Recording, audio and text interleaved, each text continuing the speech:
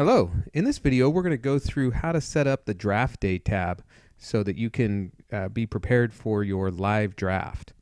Let's take a look at how to do this.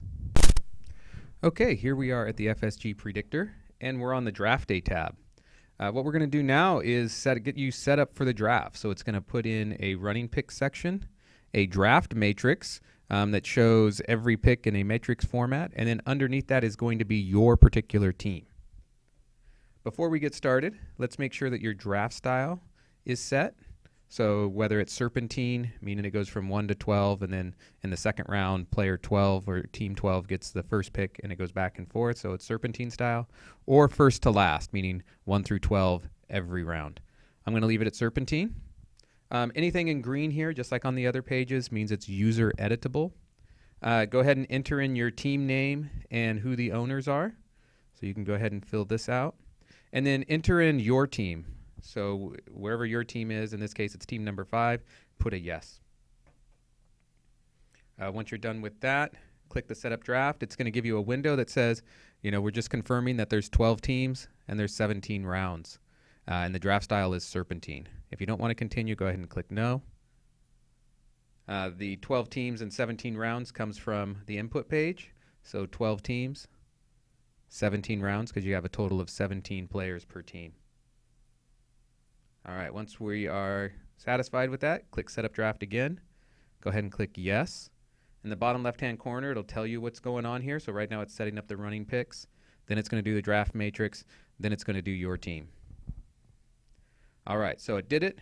You're ready to draft. Note that the screen is split for easier tracking of the draft. So what this means is that we're still looking at the draft day tab, but we've split it into 2 screens.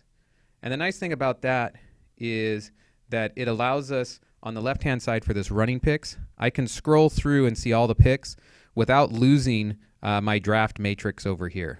So I can still see what my draft matrix is. I can still see what my team looks like. All right, so let's scroll back up. If for some reason you messed up, maybe you had 14 teams, not 12, or you're going to use this for another draft, go ahead and click on the Reset Draft. It's going to continue, and it's going to delete all draft-related items and reset the tables for a new draft. Do you want to continue? I'll go ahead and click Yes.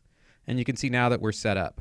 If you want to get rid of these 2 screens and make it back to 1, just go ahead and close one of them, and you can see it pops into 1 screen again. And now we're ready to go.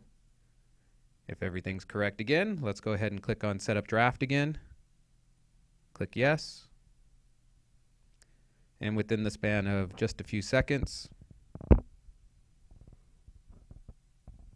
you can see that you're ready to draft. One thing to notice on your team here, one of the nice things is that it tells you in this aquamarine bluish color who your starters are. So assuming that you're going to draft starters before you start drafting backups.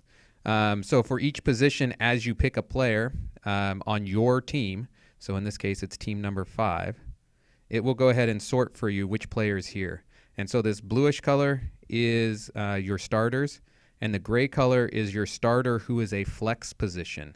So if you remember back on the input page, you said you have 1 starter for flex, and that starter could be a running back, a wide receiver, or a tight end. And so this sets it up. So as you're drafting, you can see at just a glance, if I need to pick a running back or a quarterback, or maybe I need a second tight end or something. So you know who your starters are as you're going through the draft. All right, good luck.